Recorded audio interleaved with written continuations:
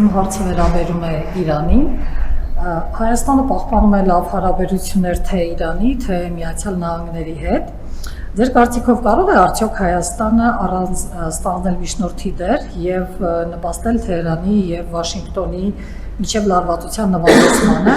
Բացի այդ, իրանական կողմը բազմիցս հայտարարել է, որ թրիփ նախագիծը դիտարկում է որպես իր անվտանգության համար հնարավոր սպառնալիք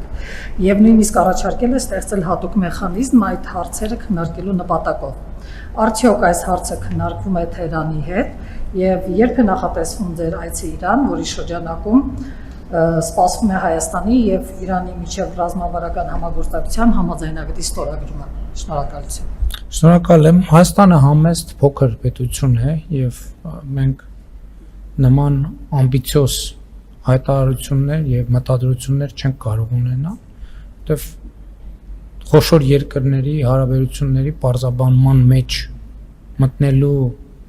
մասին մտածելը արդեն իսկ այդքան էլ լավ չէ, ճիշտ չէ։ Ինչ վերաբերում է ձեր երկրորդ հարցին տրիփ նախագծի վերաբերյալ, այդ թվում Իրանի Իսլամական Հանրապետություն կատարած վերջին այցի ընթացքում դա հենց առաջ էր, ես շատ հստակ ասել եմ, որ մենք բաց ենք թափանցիկ ենք եւ պատրաստ ենք տալ բոլոր հուզող հարցերի պատասխանները, որպեսզի բոլոր մտավախությունները վերանան, որովհետեւ տրիփը տնտեսական ենթակառուցվածքային այո շատ խոշոր, շատ կարևոր նախագիծ է եւ դա միայն օգուտ է բերելու տարածաշրջանին, այդ թվում Հայաստանի Հանրապետությանը եւ Իրանի Իսլամական Հանրապետությանը։ Ես ուզում եմ հիշեցնել, որ այդ նախագծի ոչ թե հենց այդ նախագծի մեջ, այդ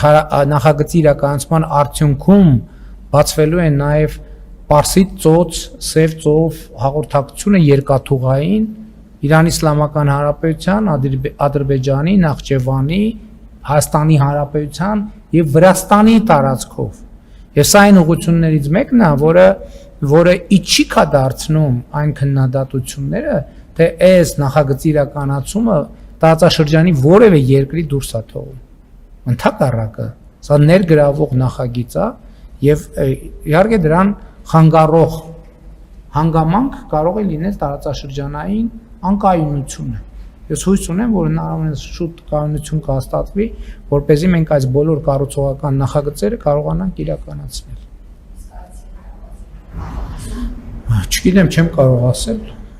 կտեսնենք։ Պայմանավորվածություն կա, ժամանակ կոնկրետությունը պետք է դե առաջիկայում կառավարություն ձևավորվի եւ այլն եւ կտեսնենք։